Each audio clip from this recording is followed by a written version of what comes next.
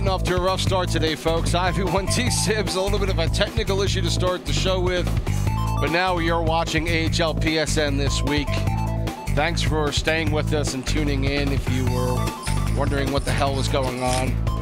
Some just fun technical issues to deal with early on, but we're on the air, and I've got Advanced Human and Matty Lucci with me here today, and we're going to talk about the final week of season number 7, the final regular season week, and then we will talk about the teams and who we think is in and out, and then talk about some other issues that we've seen discussed this week, the poll that we put up for the show, and then another poll that was put up talking about tanking a season. I want to discuss that just because I think it's an interesting topic and one that has been discussed time and time again. And we'll get to that a little bit later on.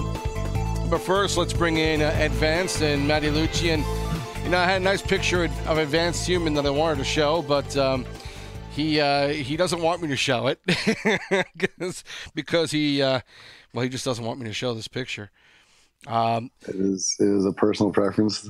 And that is what will happen. AH had a little altercation last night, right? Anyway. Well, we won't talk about it because, who knows? There might be some legal ramifications coming off of that one. So a lot to talk about, but we do have Advanced and Matty on today. Six and DeGrave's doing some family stuff today as usual. So I hope his kid gets walked all game and goes 0 for 0 today. I'm not even sure. I'm not even sure how old this kid is, if he's playing t-ball or not. But no, he's playing. He's old enough to suck. I'll tell you that. Oh, don't drag the kid into your problems here with Six. Sorry. Love you, Six. Hope your kid walks. Yeah. We got a lot to talk about today, and let's get right to it as quickly as we can. Let's just talk about the divisions right off the bat here. We've got the Eastern Atlantic right now, who things have gotten a little clearer now. Looks like Hershey right now with 100 points is probably going to take this division 11 points up on Springfield, as you see. Lehigh Valley 4 points back of Springfield, and then the Penguins right now have a 7-point lead on Bridgeport, and that's the last spot that I think is really up for grabs. Lehigh Valley and Springfield probably also in it. Whether or not they switch positions, we'll see with Wilkes-Barre as well, who have played well. You see these top teams; they've got some winning streaks going. They all know that they've got to win some games. Hershey went 7-2 this week, 6-2 versus the Western Pacific. That's who the Eastern Atlantic went up against this week. And these top teams didn't do too badly. Springfield went 5-3-1 in the Western Pac, and the Phantoms 7-2-1. WBS went Lehigh Valley went 5-2-1 against the Western Pac. Springfield 4-3-1. I think it was WBS also 4-3-1. So holding their own in a division that people thought was weaker. But these teams are playing a lot better now. Lehigh Valley 7-2-1 this week. Getting top scoring. 3 of their guys in the top 5, including John Kenny and Beatties were up there. Filthy Puck as well. They all went 4-0 this week, all a plus 15. Filthy was a plus 14 this week. It was that line that beat Tucson, San Antonio, the Devils, and the Gulls, and just getting good play out of that Phantoms team this week. Springfield 5-3-1. They're still in second place, 11 points back of Hershey, as we said, but they're on a 3-game winning streak with, of course, getting Corneck and Twister and I on a line this week. I came over from the Marlies at week 6, and so he's been playing with these guys and playing well. And so Springfield, not a great week, but they've got a couple of good lines now that I think are doing incredibly well. And of course Hershey, we mentioned, is at 7-2, 6-2 against the Western Pacific. the Coupiton with a 2-1 record, 5 goals, 6 assists. QCMC Seb on right D went 3-0, 4 points, a +9. Slow Mobius a +9 on the left side on D. And, of course, Canuck and Dirty Bird both playing incredibly well this week with a 2.3 goals against each for them. So if the Pens are going to stay in this one and have a chance in this division, they've got to continue to play some solid games. You know, they were 2-3 in 1-goal games this week, and that at this point, guys, is not something. We'll start with advance. It's not something that you want out of your players in Week 8. You need to win those close games if you're in the 4th playoff position. Yeah, you absolutely need to win those. That's not even an argument that you'll ever hear from me. You need to win all your games. And to be honest with you, when you're higher up in the rankings at this point of the season, the lower ranking teams are struggling to find people to play games. They're scraping through their TCs. Their guys aren't really showing up. They don't care, especially now the playoffs are on in real hockey. You know, you're not going to catch me in a game if the Leafs are on. I'll tell you that right now. I don't care how far down we are against Boston. So if you're a good team and you have people coming and playing, you should be able to win these games. The only people you should maybe be losing to or close to losing to or have close games with are other high-end teams. And if you look at the Western Central and you look at the Eastern Atlantic, you have a really clear idea what's going on. You see Hershey Bears have a 3-winning streak. Thunderbirds have a 3-winning streak. The Phantoms have a 4-winning streak. And you go to the other side, Iowa has a 6-winning streak. Manitoba has a 4-winning streak. And Chicago has a 5-winning streak. So you're seeing these higher teams just cruising through all these people. Ontario Reign doesn't, but they could have before. I don't know what their stat was. There's no power ranking for this week, and even the Marlies went 3-0 and they took over Rochester. So you see it happening that as long as you can win the game you're supposed to win against the shittier teams like my team, you should be okay. And don't get caught in those little games, those 2-1 games, 3-2 games, all these 1-goal games you got to fight through it. As much as EA kind of sucks and kicks your ass sometimes, you got to fight through it. In the East, you've got WBS, the Pens going 5-3-1 this week. They're barely holding on. The Bridgeport Tigers also went 5-3-1, and again, they are just sitting 7 points out now with 18 points on the board here. It's doable, but they're going to need to hit an incredible win streak and try and take a bunch of games this week to have any kind of shot in this. But they're still alive. If the Pens hit a dive, and we've seen a couple of teams this week hit a dive for whatever reason. We'll talk about Rochester in a minute, but very quickly this could wind up being a problem for any team if they hit a skid late in the season, and Bridgeport can possibly string together a bunch of wins this week. They're going up against the I think it's mostly Eastern Atlantic this week for them. So, they got a chance within the division. They've got Belleville. They've got Utica, a pretty good team, not too bad. They've got to play Springfield and Hershey at the end of the week, and so that's going to be incredibly tough for Bridgeport. But, they've got some opportunities earlier in the week to maybe take a bunch of games, but they're going to need to surprise the Penguins tonight later on in the late game if they're going to have a prayer. But that's going to be a big game tonight between the Pens and the Sound Tigers, whether or not Bridgeport can stay in this one. But, there's not much else going on except for that last playoff spot.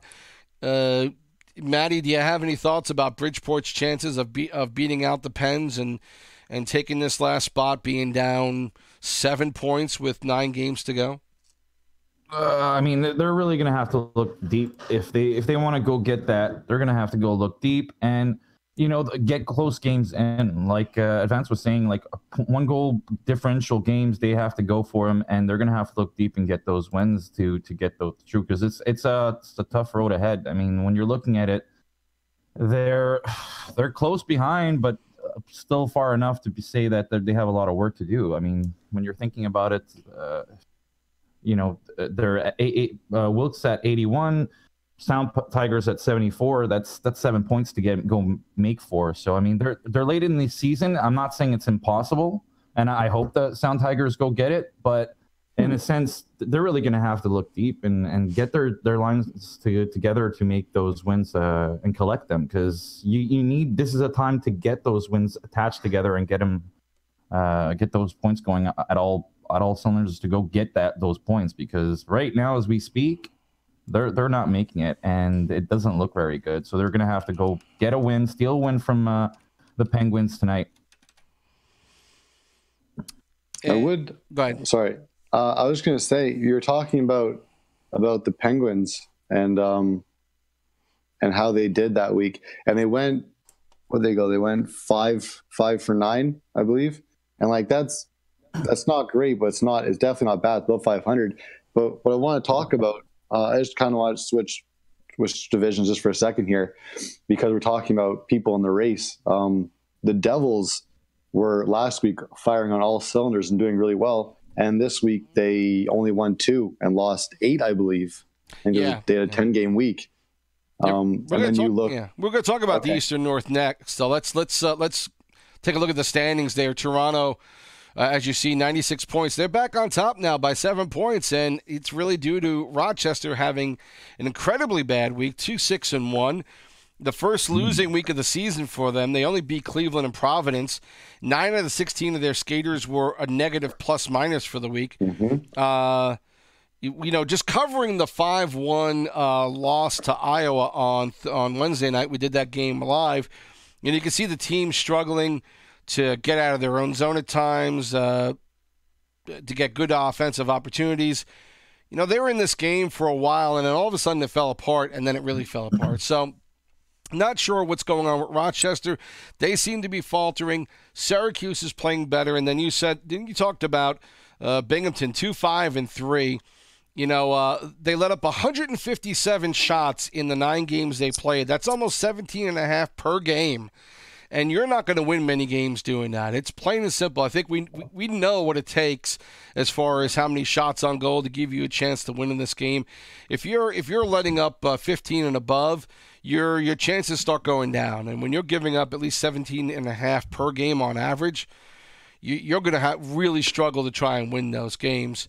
It's Galley, the only player who was at a 0 in plus-minus. Everybody else was a minus this week on Binghamton. So in this Eastern North here, Advance, you've got 2 teams struggling right now in the top 4, and they're probably going to make the playoffs because Utica is still 14 points back at this point, and they're probably not going to make it. But Binghamton and Rochester hitting the skids at the worst time of the season. Yeah, but I want to point out that they did play and we talked about this last week on who was the toughest division, who had the toughest division, and they played the toughest division. And if you look, they did lose to Iowa 5-1. They lost the Moose 3-0. They got shut out. They lost to the Wolves 6-4. Then they even lost to Colorado somehow. And I've lost Colorado before, but they're Colorado, whatever. So they're not. They lost against the best teams is what I'm trying to really say here. And if you look at the Devils, same kind of thing. It's the same pattern. So you look at that, you look at Iowa, same kind of problem. Look at Manitoba, whatever. But and this time that I want to say is that yes, Toronto did take over first place over the Americans. If you look at them, they also lost to Iowa 7-4. Right. They lost to Manitoba 3-2. And again, they somehow lost to the Eagles 5-2. Are the Eagles on steroids or something? I don't know what happened with them. They're a Jekyll and Hyde team. I think you almost don't know who's going to show up, and that's part of the issue with them. But yeah, so even the top teams in our division, or my division, sorry, are also losing to the top teams in their division, which might speak wonders to how the playoffs are going to go once it gets late and once it gets to the finals on who's really going to be able to step up. And that is only one game, but I think that really talks about what might happen here. The plus side for Toronto in Eastern North, they went 7-3. They've won 7 out of 8, 5-3 versus the Western Central this past week, so not bad. 5 players in the top 25 in scoring. And it was a line, a pretty new line that's been put together with Prodigy and Cred coming back to Toronto a couple of weeks ago. They teamed up with Orioles now, and that's absolutely the best center that could have played with these two guys. Orioles is more of a defensive forward, a great center. And these are, with Prod and Cred, these are the guys that you want to feed. They're going to find their space, and you get them the puck, and these guys do magic with it, providing, their internet is good, and that's been a problem with them. But apparently they had no issues this week. They played their games and played really great. That line went 3-0. They all went a +6. They started out together at the end of week 7, beating Hershey 3-2. And so if this line is hitting along with the Deer Hunters, Sol Cole, and Jay Morris line, then they've got 2 really solid lines that can win games, and maybe Toronto is back up where they were at the beginning of the season. Yeah, and Deer Hunters line, they did beat the Chicago Wolves, which is another formidable team. So they can beat those teams, but I don't know if you can compare Chicago to Iowa or Chicago to the Moose, even though they're right underneath each other. It's right underneath them. It's almost like a different. It's almost like a different league. It's tricky. You know who also did well, and we kind of glossed over them. But Syracuse at 6-2-1 this week. They beat Iowa and Manitoba this week. Yeah, it's weird. Yeah, Axkull and Inbound at a +6 this week. Billy wanted me to mention him. He went 2-0-1, 4 goals and an assist. But we don't take requests. Yeah. Well, just to make him happy. otherwise, I'll get 50 million emails from this guy. So he's a good guy, but he's a pain in the ass about getting mentioned. So, but Syracuse is sort of hitting their stride too. They're only 3 points back of Rochester. The end of this week, they could be in second place. Who knows? And they could have the home field against Rochester. So that's what they're playing for, and they could be a surprise in this division. Mm-hmm. I'm just looking at who played. And it doesn't. Iowa's still a good team regardless. But the crunch when they played Iowa, it was Go Hawks, which is a very good player. Sure. Oduya, who's maybe this is probably their second line, I would say. Mm-hmm. Maybe third line, and Chegg. And then when they played the Moose, sorry, give me a second here. When they played the Moose and won that one 3-2, the Moose's line was my computer froze. So I don't know who they played, but I can tell you that I don't know if they played the first line. If they did, that's awesome and good for them for being able to do it. Otherwise, they're being the second line of these teams, and yeah, sure, that's great. They won 1-0 against the Moose. But I played the Moose and Iowa last. No, I didn't play the Moose. I played Iowa, Chicago, and Hershey. Okay. And Iowa kicked my ass, and they won, I think 7-0 or 8-0. We were just happy we didn't get double digit. Okay, so they played Nazi, Snowy, and JMM. So not top of the line guys when it comes to their team. They beat the second, third lines of both these teams. It's very impressive, but it's not going to get you to beat a series. That's all I'm trying to say. Yeah, let's head over to Western Central now and talk about what's going on there. We mentioned Iowa and Manitoba still, facing each other and keeping close, 3-point difference. You see the Wild winning 6 in a row now. Manitoba on a 4-game winning streak. Chicago 5-game winning streak.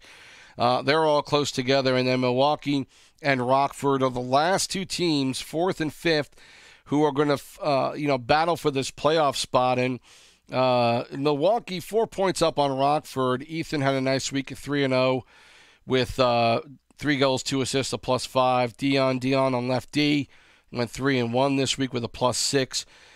Meanwhile, Rockford, they will wind up meeting Milwaukee in the last game of the season, and we'll see if that winds up being anything for a playoff spot right at the end. Death to Rob, 2-0-1, 2 goals, 6 assists, a +8. Throw punch on lefty continues to play well, 3-0, a +9 back on defense. So these 2 teams are going to battle for it at the end. You mentioned Iowa, Manitoba, Chicago. You're going to wind up getting at least one of these teams knocked out in the first round, and the Wolves are going to wind up playing the Moose or the Wild in the first round. And if they wind up playing either one of those teams, they're really hard-pressed to win in that first round. And as good as the Wolves are to wind up maybe possibly going out in round one, it just seems ludicrous, but that division is just that good. Can I point out that I hate the structure? I hate the structure of the playoffs. I hate the structure of the playoffs in the NHL, like in real hockey. It's so infuriating to me that they're not doing the conference style where the worst teams play the best teams, where a team like Chicago is going to have to play. And they're third. They have 107 points. Yeah. They went 52-17, and they're going to have to play with the top two in their own division. It must be so infuriating. Yeah, but you know what? Every season there is somebody there are a bunch of people who say, oh, it should be that way, and believe me, when it was that way early on in PSN, we had a ton of people saying, why isn't it division like it is in the real league? And so, this argument goes back and forth every season. I understand the argument that why isn't it like what it's like in the NHL? That makes sense because you should try to resemble the NHL as much as possible. What I hate is that even the NHL is doing it. To me, the structure of the playoffs, of ranking to the playoffs, makes no sense. Just in my own opinion, in the NHL. So of course it would follow here. I have no problem with it following what the NHL does. You should. The website should follow the exact same structure. I just don't like the structure. My personal opinion on that. Chicago's third in scoring in their division, but they're also third in scoring in the league, which makes it incredibly tough. In the AHL, though, in the real AHL, it is, the top four in the Atlantic, the top four in the North, top four in the Central, top four in the Pacific. So, LG has always wanted to follow the rules that the real league is doing, and that's why they're doing this. And you're gonna have years where it makes sense, and you're gonna have years where it's like, a team like Chicago could really get screwed because of the playoff, the playoff setup, but. We know where Iowa, Manitoba, and Chicago are. They're going to make it. Milwaukee and Rockford. Rockford's played some really good hockey of late. The Admirals have a good squad up and down. Do you see this going one way or another, Matty? Do you favor Milwaukee holding on to this with a 4-point lead, or is it just too close to call right now? It is pretty close to call, but I do like the fact that Rockford's on a winning streak and they're going at it and they're firing it at all cylinders right now. I think they're going to be able to push through right now. Not hating on the Admirals at all, but I do have a good feeling in regards to the Ice Hawks that they're going to come through and clinch that 4th spot right now. Who do you know? Maybe what do you it's know? An inner feeling. Sorry? What do you know? Who have you been talking to? I just can't go in those details at the moment, but I just like the way that it's going right now. I mean, they started going at it the whole way, and I think when a team starts having a few wins and getting that route, that you never know what's going to happen, and I just have that feeling. If I had a bet to go on right now, I'd probably bet on them that they clinch the 4th. Well, Milwaukee's schedule is going to be the Western Pacific, so. Certainly not going to be fun for them, and I'm pretty sure that's the same situation for Rockford. So, both of these teams are going to wind up struggling a bit this week, and it's going to come down to probably whether or not somebody can actually steal a win here on either side. Like we mentioned, Rockford and Milwaukee, if it comes down to the final game, they play each other Wednesday night at 10:30, and that could wind up being for a playoff spot. If it is, we'll carry it live for you on Wednesday night. But yeah, this could come down to the end, and this is kind of what you hope for when you see matchups like this. Let's Sibs, I just want to ask you real quick, just because I understand the structure, but like it still kind of throws me sometimes. So the 4th place team, let's say it's the Admirals are right there. They're playing the Wild, and the Wolves play the Moose. Yes, if it ends the way it is now, yes. Yeah, if we look at the Western Central again, yeah, you've got, if it stays the way it is, Iowa would play Milwaukee and Manitoba would play Chicago. Man, I don't know who I see. This is the weird thing is like if you're in the Western Pacific, you can like, I don't want to say throw games, but you can kind of change where you might end up. depending on who you think you play better against. And like it's I would, if I want to play the Rampage, I'm the Kuda, I'd stick to what I'm doing. But if I thought maybe I could beat the Rain out and they're a team that I've beaten all season, maybe throw my just not throw games. Not trying to say throw games, but line up your lines against other teams' lines for that week in a structure that may not be beneficial, like the way that my GM's done it. It's look, there are a few who have done it over the years, and I think we know that certainly happens. And I'm not, that's the problem with playing this format that we play, is that you can throw a third line out there, and your team can be marketably weaker from that versus your first line, and it winds up being an advantage for another team. So it's not like a regular team that goes out there pretty much with the same lines every night, and you're pretty much going to see the same quality of play every night. It's different here, and so because the reason I thought this, Sibs, the reason I thought this, and Maddie, is I looked at the Eastern North. I looked at my division, and I saw Marlies and Americans. Who do you want to play there if you're the Crunch or Devils? Who do you think you might? And they're both very close. So who do you think you want to match up against? Mm-hmm. So do you take a chance and try to, if you're the Crunch, try to slip down a bit and play the Marlies if you think that the Americans are actually better and they just had a bad 1 week? It's a hard strategy to do. But I'd also like to point out that I don't believe you should be banned if you're a GM and you're trying to lower your positioning by doing something like this, because you're still trying. You're just that's a whole discussion that we could have someday about it. In the end, the only way you can ever prove that's the case is if they actually say it somewhere and somebody has that printed out. But otherwise, look, you could also be saying that you're trying to position a certain way as well. So. I think if anything is beneficial, and also it could be when guys are able to play. You really can't argue that unless somebody says, "Oh well, I told my GM I wanted to play these. I could play these days," and he said, "No, you're not going to play those days." It's all proof of being able to say that actually happened. That means nothing. I purposely sign up for only scrub games just to watch Demon put me in the best games either way. Gotcha. So I don't think that even matters.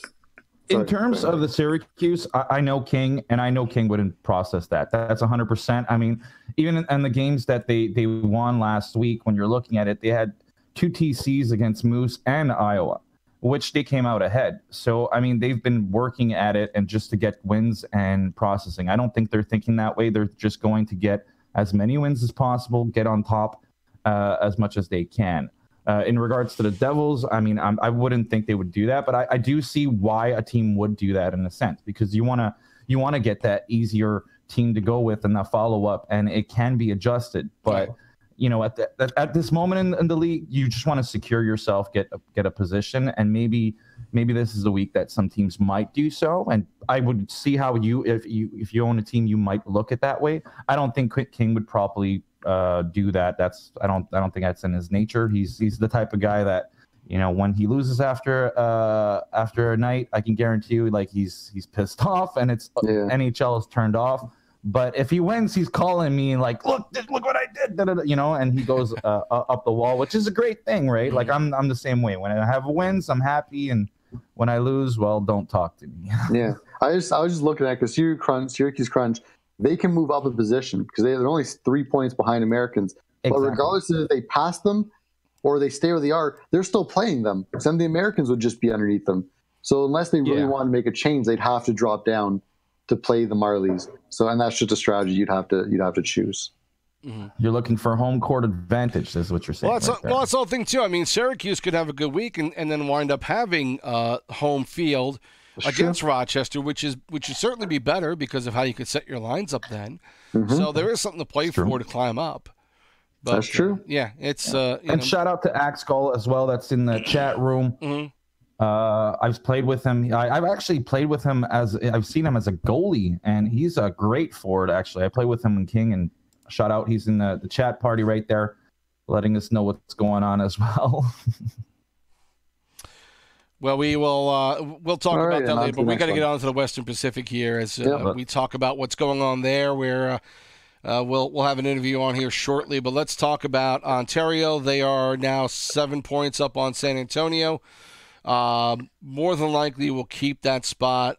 San Antonio 15 points up on San Jose. So I'm assuming 1 and 2 will stay the same. 3 and 4 has San Jose and Bakersfield, 84 and 80 points. The Tucson Roadrunners at 79, right behind Bakersfield. And San Diego still has a shot at 75. Only 5 points back of that last spot. They're going to need a lot of good wins, though, this week. And, San Diego certainly has some players, but they're going to have to deal with a Tucson team that has been playing well of late. They went 5-3-1 this week. Bakersfield had a tough week, going 3-4-2. They're on a 4-game losing streak now. San Jose 7-1-1, 7-1 versus the Eastern Atlantic, and got some great play out of J.D. Fry, Cam 11, Kofiman on right D, and Kickapoo in goal. 5-1, 81 save percentage, 1.93 goals against. So, you've got those teams there that are kind of bunched together. Maybe, at least between 3, 4, and 5, you've only got a 5-point difference, and so anything is possible. And we've seen teams drop out of the playoffs quickly in the final week. Bakersfield hitting a skid, though. Again, going into that final week, guys, that's one of the tougher things you don't want to see. And they've been an up and down team all season long, and Tucson, again, like we said, playing well of late. Have a chance of knocking Bakersfield out of this, and this is easily the closest division I think that we have for these the final 1, maybe 2 playoff spots. And I still feel like San Jose's got the better of the talent of the 3 to 4 teams that are left there, between 3 and 6. But again, anything can happen, and I just feel like San Jose and possibly Tucson could be the 3 and 4 teams when this week 9 is done. I would like to see how it also ends. I don't know if the Condors are good enough to hold off the Roadrunners. They might be able to, but especially from last week, they don't look like it. I think the Roadrunners have an actually decent-looking team, which kind of surprised me that they are where they are.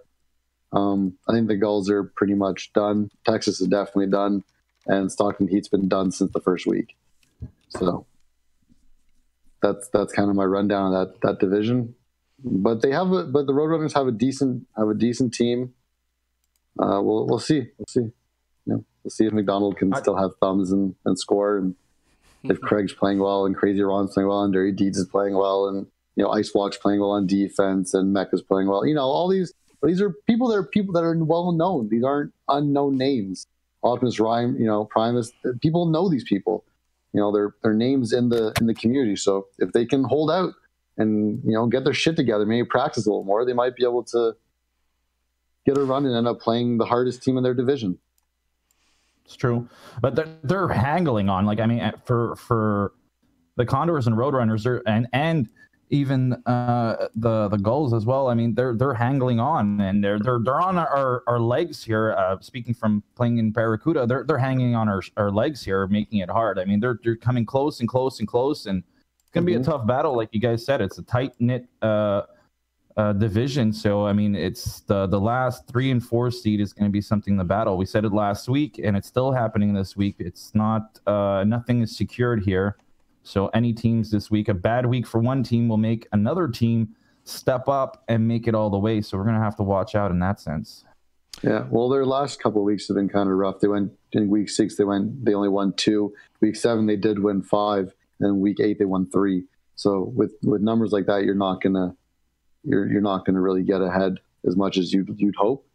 But the next week they're playing the hardest division again. So if they're able to pull some through somehow, we'll see where they sit.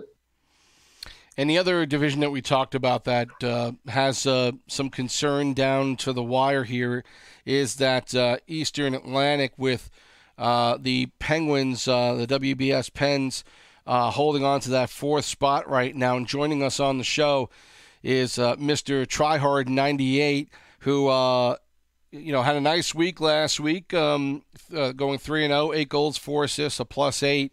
And Trier, thanks for joining us today on the show. Appreciate you coming on. No problem. Thanks for having me.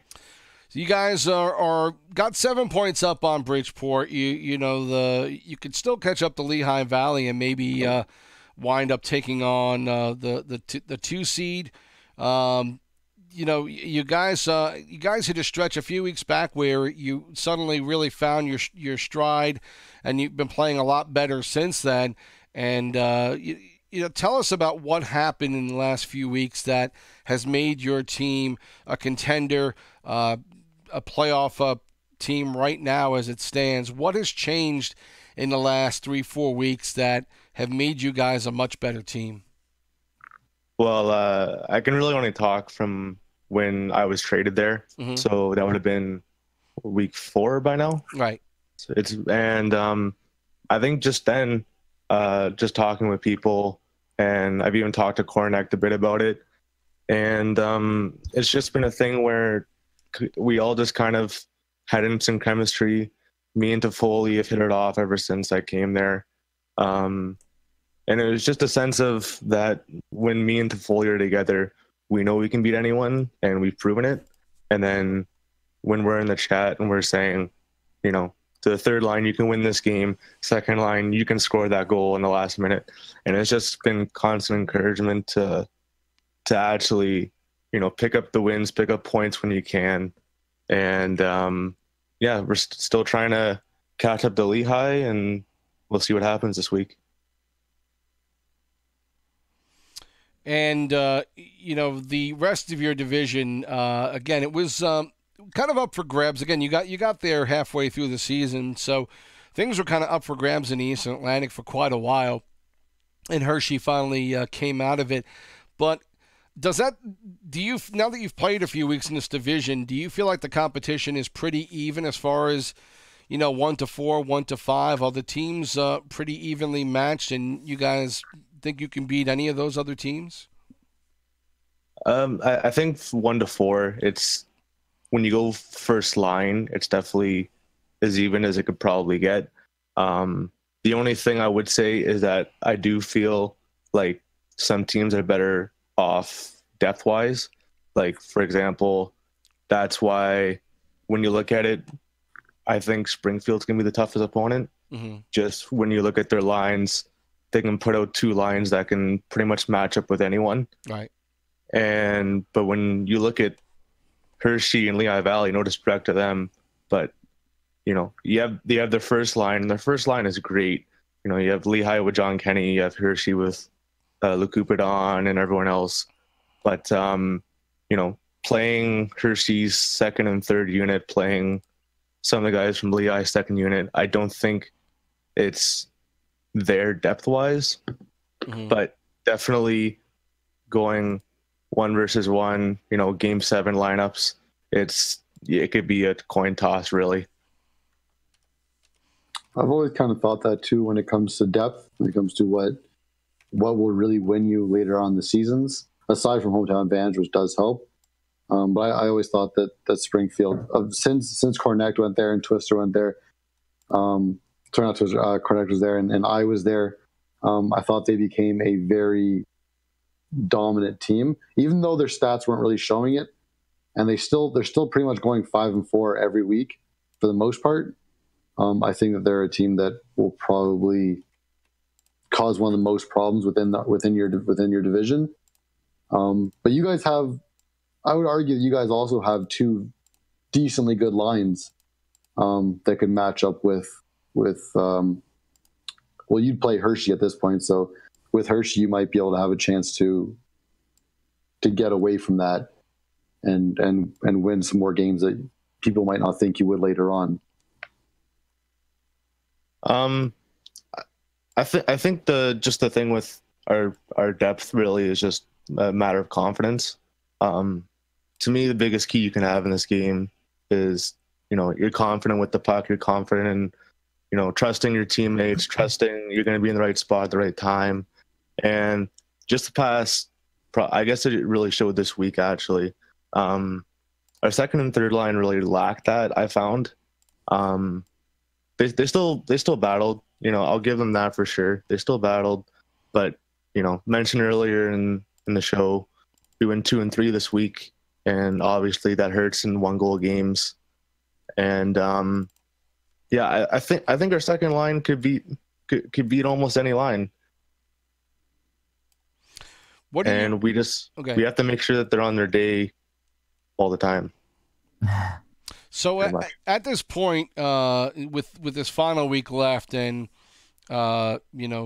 this fight going on, what have you guys talked about? Any kind of strategy going into this final week? Is there any discussion about your the teams that you've got coming up and what you think the pairings might be, or is it done any differently than typical for any other week? Do you have your assignments already and you're just going to go out there and do what you have to, or is there going to be any specific game plan about how to attack week 9? We actually do have a strategy for week 9. As soon as week 8 ended, Toffoli came to me and basically said, "These are 3 games we want to play. Can you play them?" I said, "Yep." And we basically had our lines done on Thursday. Wow. So for sure, we have a game plan for week 9. We want to pick up wins. We want to give Lehigh a push. And we do actually have Lehigh twice this week. Right. So that's a big thing also. All right. Well, listen, thanks for coming on today. Try hard, appreciate it. Best of luck for the week number 9, and congrats on coming over and fitting into this team so well. It's never easy to be part of a trade and to wind up then being an integral part of this team. But you certainly have. You've had a lot of great weeks in scoring and plus minus, and you seem to have adapted well. And you mentioned that you hit it off pretty well with Toffoli right from the beginning, and I'm assuming that's a big reason why things have been going well for you. Yeah, for sure. I knew as soon as the trade happened. First of all, I never had any problems with Springfield off the ice. Like Springfield, they're just a great group of guys. The Discord was awesome, but I knew as soon as the trade happened, I knew Toffoli. I played with him season 5 in Syracuse, right, and that's when I was still was a defenseman. But I knew Toffoli for sure I would come in, and I wanted to play in Toffoli's line right away. Told him that, and he was like, "All right, I'll make it work." We've brought in Guanzi to be our left wing. I think he was on TC before I got there, but he's molded everything around. He's I haven't demanded that much, but he's always made it work, and I couldn't have asked for more. I'd want to play on that line too. Just a quick question. You're playing Lehigh Valley twice next week. Are you planning to play your first line or your second line? Or you're not aware of what's going on in that? We're planning on playing a line. You'd rather not say it on the show. Okay, I get it. Did you think you're going to get strategy out of him right now? I tried. I was attempting. I was just trying one. Wow. Wiki, see what was going to happen. Yeah, that's what he wants to do, is tell you who he's playing, so the rest of the team wants to string him up. So, hey, listen, again, thanks a lot, buddy. Best of luck to you, and we'll talk to you again soon. Awesome. Thanks, guys.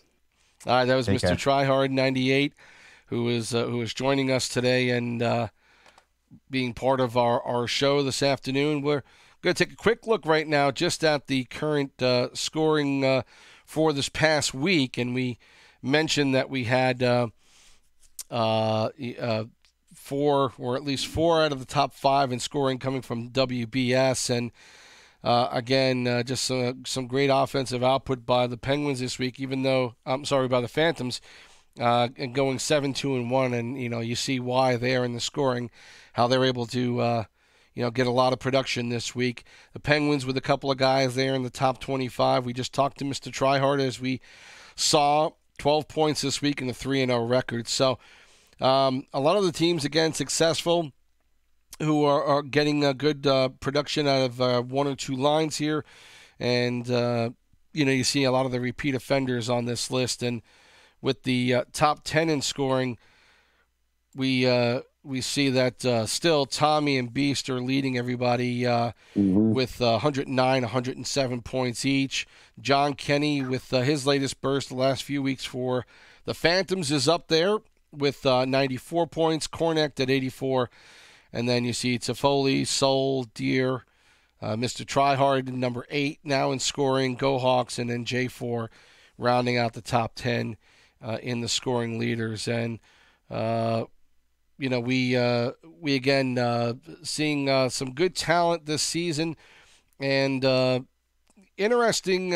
Some guys. There's always a couple that show up here and there that we know are decent players, have shown some qualities here and there, and then wind up being big scorers in the league this season. And John Kenny, I've seen him around. Certainly have played with him before, and know that he's a quality player. But to be where he is in scoring is not something I would have foreseen.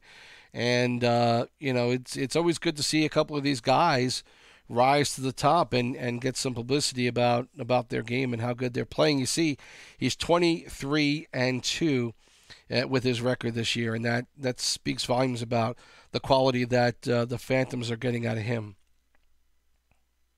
I would agree with that. And you have to look at, I also want to say the Phantoms.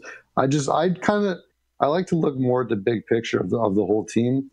When it comes to their division, they are third when it comes to goals for, but they are second in goals against, like second worst for the Final Four. So Wilkes-Barre is going to have, sorry, I was talking about Wilkes-Barre there for a second. Wilkes-Barre is going to have, I think, a harder time when it comes to playing these, especially it would be Hershey, because they score more than they do and they let up less. Mm-hmm. Whereas if you look more of the Lehigh Valley to Thunder, although I think the Thunder is probably a better team, Lehigh scores more, but significantly gives up more goals, and that's where I think the Thunderbirds are really gonna put in their work. So I just a prediction for me, anyways, is Springfield's going to beat Lehigh and Hershey's going to beat Wilkes-Barre, provided that somehow Bridgeport doesn't sneak in. Hey, let's get on to the couple of poll results that happened this week. The poll that we put out there, which I'll get to here in a second, but it was about how you would characterize the overall rating of NHL 18, and we did that just because there's certainly been a lot of discussion about that, and guys always complaining. I don't think the day goes by where we don't see people complaining about the game for one reason or another. And we allowed people to pick two options here, and the option here, the two top options are that the changes that are obvious have made the game worse, and that this is the worst version of NHL so far. So only 14 votes, 11% saying no different than NHL 17, and 34 votes saying some upgrades to realistic play have made overall play better, which I kind of am surprised that's as high as it is. As a goaltender, I kind of feel that way, but if you're a skater, I could see where you could pick number 3 and 4 on this list, because it certainly feels like from that perspective, it's gotten worse. They made updates when it comes to deking. You can do a lot more now. There's different dekes. There's two-handed dekes, which they brought back, which they took away before. You can't put your hand on just one stick and skate like you used to, but now you can do that in a quick deke to score, and you can do it to get around someone. But that's not like, it's great. We love dekes. We love messing around and being able to get around people and make people look dumb. I get it, and that's fun. But they didn't make the game better in comparison. And it's better than 7. It's not, I don't say better than 17. It's different 17, but I don't think it's definitely not where it needs to be. They don't put enough money, and they don't have people making it. You can't pick the puck up half the time. They say seamless pickup, but you're not picking up shit. You can circle around a puck for like 2-3 times, and I don't understand what you need to do. You can poke a guy a bunch of times and he doesn't pick it up, and he doesn't lose it, or he will lose it right the first one and it goes flying. Get it right back. Yeah, or he'll poke it, it goes flying down the ice the other direction. Like what changed? What was different from the last one to this one in the exact same play? I think they try to make it random, and it doesn't really work. And I've said it before, and I'll say it again. I hate that they put in a system in this game that alters the game. I don't care if they call it momentum or whatever they want to call it. It's what it actually called is DDA, and it just ruins this game for me sometimes. Mm-hmm. I get so furious. If you're winning a game 8-1 and the team comes back to win it 9-8, I'll tell you right now, nothing changed except the game changed it. Right. Yep. Okay, I don't care what happened. You don't lose a lead like that. Except every goal stops going. Every goal starts going in. They're skating faster somehow. They've been run down. It's just it just makes you. I'm a Canadian and I love hockey so much, and it makes me almost want to switch to FIFA as much as I hate soccer. And I hate I literally call it Europe ball. It's Europe ball. I hate it so much. Wow. But it's just I just can't. I have a hard time getting behind this game sometimes, man. It really frustrates me. I agree with you 100% in regards to the seamless pickup, though. It drives me up the walls. I mean, you could turn around and go around the puck 3 times and still not pick up the goddamn puck. And it's like, but why? I mean, the game's supposed to evolve and get a little bit better, yet in those instances, they drop the ball hard. And, I mean, it drives me nuts. They advertise it now. It's seamless pickup and you can get it and everything, but seamlessly it doesn't work. It just doesn't work. It's not something that happens. It drives me insane in a game. You poke it off his stick. You're about to go grab it. Nope, you can't pick it up. Somebody else bumps you. Boom, they take the puck and they score right there and then. It drives me insane to the walls. I mean, there's remotes that broke in my house because of it. I'm not going to lie. And it's like, it freaks me out. I just can't deal with that kind of crap sometimes. It just, at least they fixed some bugs. When you're talking about the bugs that they fixed, at least they fixed, what was it? After a fight, there was an issue that the scoreboard would be under, or the how to fight option was on the bottom of the screen. Right. So at least they fixed that. Right. The goals, right? At the beginning of the season, there would be a goal that would show up. You'd score a goal, and then boom, it'd disappear after, or the timing would back up. I don't know if you guys ever played a game and there's like 5 minutes that just show up on the game, and it was like, really? How do you even produce a game, put it out there to have those type of errors right off the bat? Didn't make sense. And the beta was amazing. I don't know if you guys tried the beta. It was fantastic. I was in love with it. I was, rock solid hard for it. And in the end of the day, they made this product, and I'm not very happy with it at all. I mean, I'd go back to 17 any day. Yeah, it's hard, man. This is hard. And I understand glitches in the game. I understand, like, not glitches in, like, taking advantage of the game. I'm talking glitches in, like, weird little things that happen that shouldn't. But I've seen things like a guy is chasing another guy down on the power play, on the breakaway, who's not even really close to him, maybe like 15 feet away, dives. Yeah. He dove down, and somehow the guy lost his stick, and he was a good 8-9 feet away. Like, I don't understand how that happened. I was playing a game just today, and I passed the puck, and I had to rewind just to check it because I thought it was hilarious. A guy poked it, and it missed the puck. It was in front of him. The puck was in front by a good 7 feet, and it actually changed the direction of the puck. And there's problems with this, and I understand we like this game. And it's always easy to find the little problems in the game when you play it all the time. But for God's sakes, man, put a little more effort into it. Quebecers alone by 80,000 copies, something crazy like that. Yeah, there's lineups. You can put some more money, and you're not going to lose that much money. You know what I mean? You're making millions of dollars. Just give us something, man. Give us something. Okay. Yeah, give us something to work with. Absolutely. Do what MLB did. MLB didn't really change their game modes like that. This year they focused on making it better. On gameplay, make it better. Do that. Stop changing deeks. Stop making more games, more random things. 3-on-3 is fun, but dude, I'd rather play a 6-on-6 that works. Gotcha. Come on.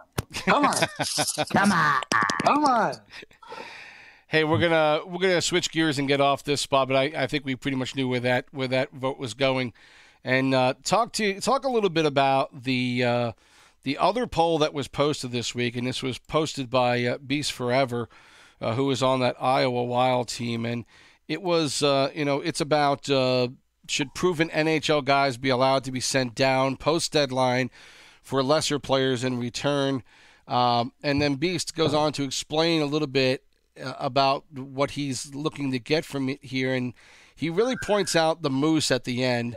Looking at the Moose roster, you would pick them to beat the NHL affiliate, and so I think Beast's feeling is that the Moose have decided that they're going to give up on the season and send players down. Of course, that's all speculation on his part, and the vote there is it's like 3-2 basically in votes, but it's interesting only because to me there's only been 2 players that are currently on the Moose roster with less than 2 games played, and that's Max and Mafia Rage, who were just sent down to the AHL. It's not like he sent down a half a dozen players to help the team out, so I'm not sure if this constitutes saying, well, I think this is an owner who's trying to make some changes here that are detrimental to to the NHL team and whatever you might want to call it. And to talk about this, I brought in LJ McDonald here, who's on the line with us, and who's gonna we want to discuss this a little bit as far as the rules are concerned, and what the Bogs and what the league in general is looking for when something like this happens. So Brody, thanks for joining us today for a little bit here to talk about this topic. Obviously there have been cases in the past where there have been owners who have sent several players down to the AHL, made a bunch of trades, picked up draft picks, whatever the case may be. They may have felt it was the right thing to do at the time. And, the league then has to look into something like this. So when you see something like this happen and you see players going down around just before playoffs, what is it that you're looking for to tell you that this is, that this is on the up and up and there's nothing really, wrong going on here? Or that you have any suspicion that this is an owner who's trying to help his AHL team and has given up on his NHL team for the season? Okay, so there's a lot kind of going on with this question and kind of a lot going on with this poll. So kind of give you a little bit of a backstory. The whole idea of the intention of this is we introduced waiver exemption like a long time ago. And the purpose of waiver exemption was to allow, let's say, an NHL team around the trade deadline made a few call-ups because they're trying to make a playoff push.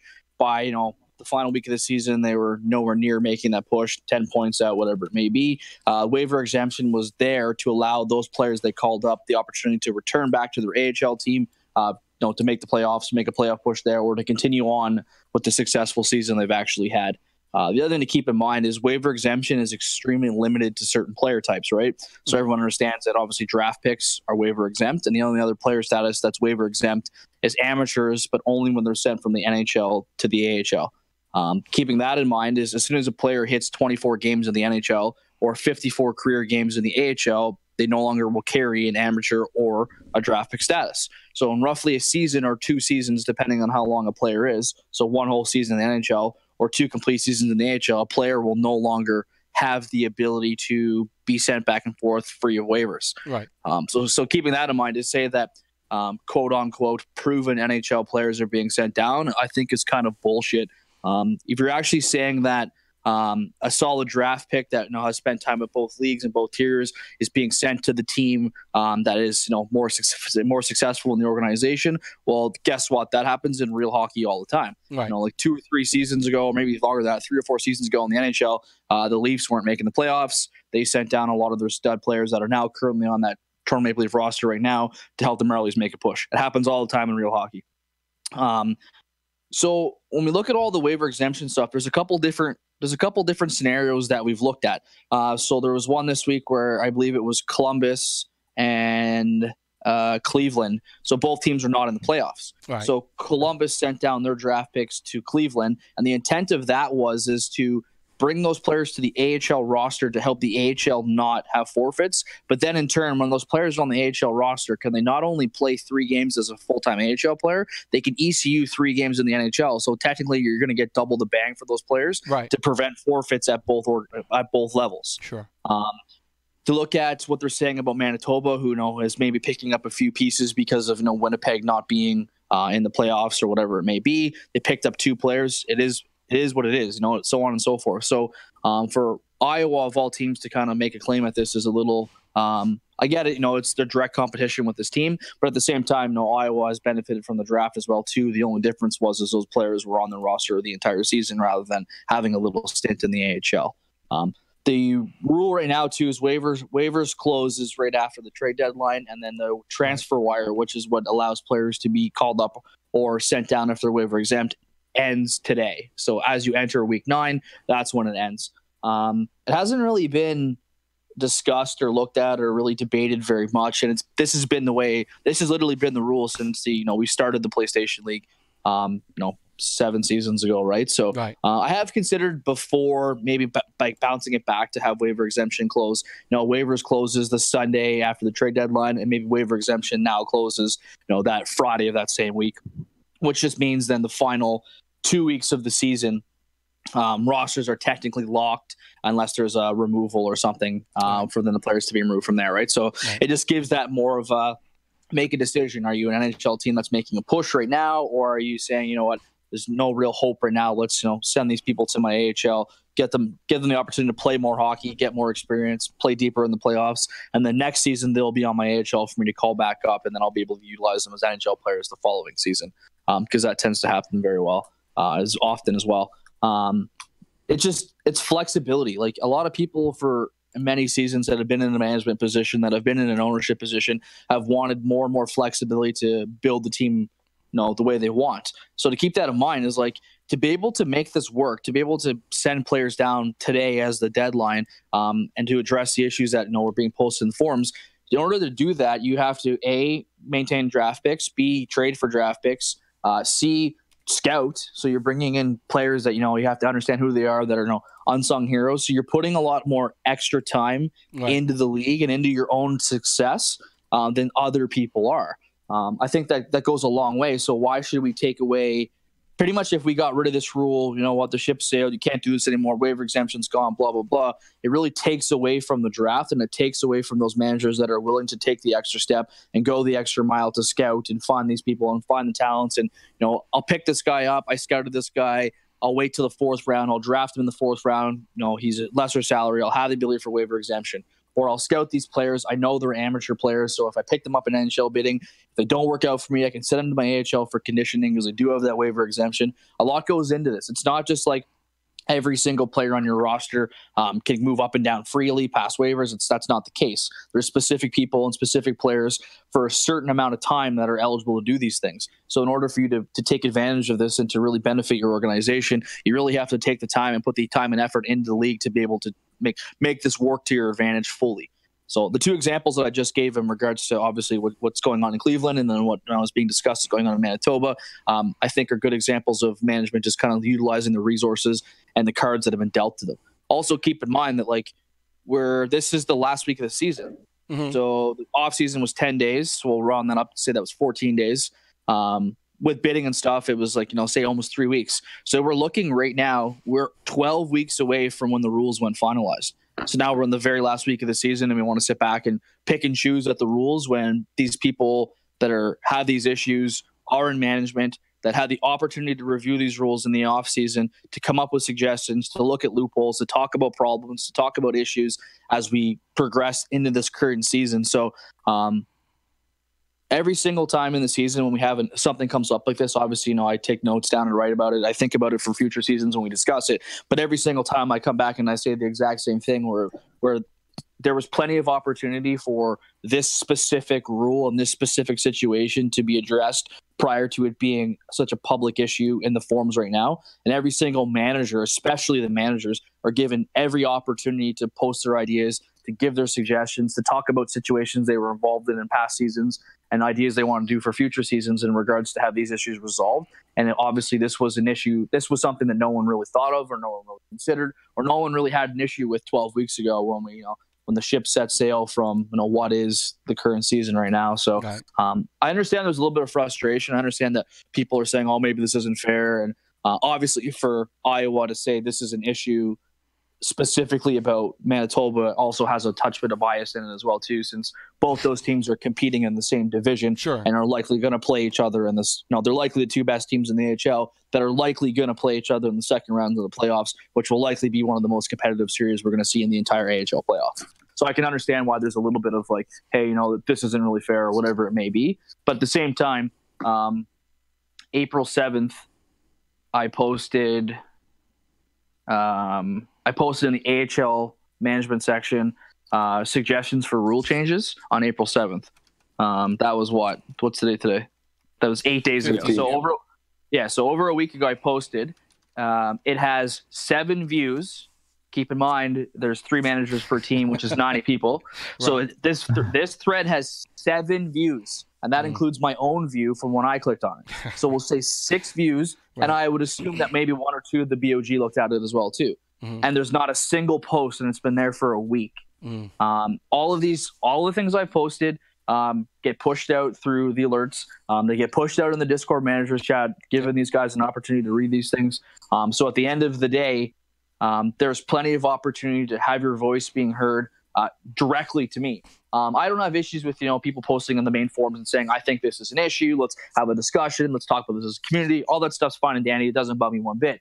But when you have a direct line of communication to me specifically, where you can voice your opinion, voice your concerns, try to have some influence on the future of the league, and the post has 7 views and 0 replies. Right. I'm sorry, but you can't sit back and armchair quarterback the league when you're not willing to step up and actually review the rules and give some suggestions. So I want to also throw that in there as well too, because it's important to me that the community hears it as well too. The community has a lot of voice too, and I spend a lot of time on the forums reading. I don't really post a lot on the forums because I like to give the community the opportunity to kind of say and do what they want within reason, without having any influence for myself or make them feel like they're being judged or undershutting them down or whatever. So I do a lot of reading on what people are saying, but in the manager's forums, there's 90 people that have access to this. It's specifically access to me and the staff in regards to future changes they want to have, and it's very unfortunate to see, 7 views and 0 replies in over a week. So I don't have really much else to say, I totally get kind of both sides of the coin here. But I also understand that we have very intelligent managers. We have very intelligent people that are in these positions that are really passionate about the league, that are really excited, that know the rules as well as I know the rules, and are using their skill base, their knowledge, the extra time they put in to really benefit their organization completely. And you can look at it the other way around too. You can look at it if, let's say Manitoba was in a playoff push. Are they really going to send those players down? Likely not. Or sorry, not Manitoba. We'll say Winnipeg. Right. We'll say obviously, maybe they're not going to do that because they need those players themselves. But the organization as a whole is looking at the entire organization, not just one individual team within that organization, which I think is something that we've been trying to work towards forever. On one side of the coin, we continually talk about, well, is this NHL team dumping or what are they doing, blah, blah, blah. But on the other side of the coin, we talk about all the time, or, it's so unfair that the NHL owner does this or does that, or they don't communicate with the AHL, they don't give a fuck about the AHL, blah, blah, blah.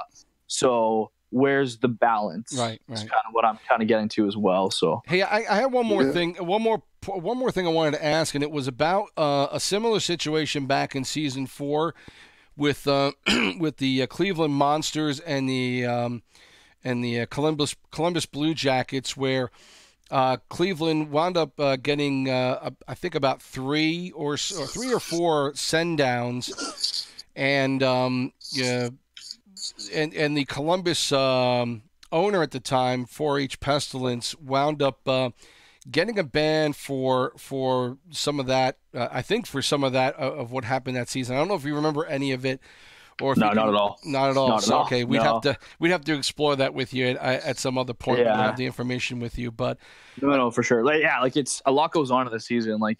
like I think I said this earlier too. Like I get like 70 PMs a day. Yeah, a lot of it doesn't really require me specifically to address something. A lot of it just has to do with, staff's dealing with something, and I'm more of the moderator, making sure the staff is handling how I want. If things start to get out of hand by the player or manager, I'm stepping in to protect them, and it's also just to keep me in the loop of what's kind of going on. But with real life and this and how busy this can be at times, I have a really difficult time remembering every little situation from past seasons, and what the specifics are. Because I know, and it's too bad because I understand there's a lot of times in the league that there's a lot of situations that to the outside or to the small, to the eye may appear exactly the same, but there's a few little minor details that are what changes the outcome of what the result is, right? And that's where I think that it's easy for the general public to say, well, so-and-so did this and I did the same thing. How come he got away with it, but I didn't? It's very easy for that to be said when you don't know all of the specifics. I think I know in my notes for next season and stuff, and for future seasons too, I've made a note to try to I'm gonna redo the transparency threads in all of the public forums, and then really be sure to in specific situations. So today, for example, what we're talking about, I could post in those threads in reply to certain people or certain topics or certain situations and explain in detail. This is what is going to be done. This is what's going to happen. This is what happened. This is why this is different than this. This is why this happened, right? Just to kind of make it so here it is. Take it or leave it, like it or hate it. It doesn't matter, but this is the way it really is. Make your own decision based off of that, based off of what I'm saying, rather than make your decision based off of what other people's opinion of what I'm saying or what occurred actually happened. Gotcha. Listen, hold on. I just want to say something real quick. From just what you were talking about, the rule changes, and only 7 people have seen it, and that kind of got me thinking because I didn't remember seeing a notification about it. So I went back to my notifications, and there's nothing there on it. I went to the threads for the AHL forum threads, and there's nothing there about it. So do the screenshot right now. Saying, yeah, that's great. I'm just saying that I can't find it. Okay, so are you looking? Okay, let's do this then. Are you looking at your alerts right now, right? Yeah, every single one. Okay, do you have an alert for Week 7 news? From what day? Week 7 report card. April 7th. Report card, news and info. Yep. Okay, so you have one for Week 7? Yep. Okay, click on it. Yeah. Okay. Tell me when that loads up.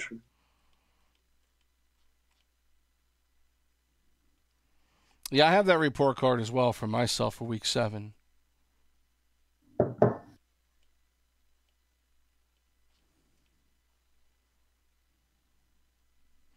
Did we get a little up there? Mine's slow. Mine's slow. I was going to say, where are you from? Okay, here it is. Okay, so playoff rules, roster headlines, playoffs. Yeah. What's number 3? Future changes. Did you see where it says reference thread? You can click on it because it's a hot link. Yes, it's right there. Okay, so that's like a sub. It's a sub click of a click. Yeah, but if you're supposed to read those threads every single week as well, too. Okay, well, now I understand now why people haven't seen it, though. It's I'm not saying that we're not supposed to do that. I'm just saying it's almost like the fine print of a legal thing that you sign when you're signing up for Apple. Like if this thing just kind of was its own, it would definitely, if your goal is for people to see it, it most definitely would be more beneficial for it to be its own. Okay, but at the same time, though, this post has 3 bullet points, like 3 things that are meant for you guys to see. One of them has a link to what I was actually speaking of, and at the very bottom of that page in red font, it says, "Make sure you've confirmed that you've read and understood the content of this thread." This thread has 40 views, and it only has 6 people that have actually confirmed they've read this. So to me, that means 40 people looked at it and actually didn't read it, which is why they haven't seen what you're talking about. What you haven't seen. And if you take the time, is like literally, how long does it take to look at this? I write things in bullet form. No, I understand it. I'm just trying to come from the, and I understand your point. Like you're a busy dude, and you gotta do your shit.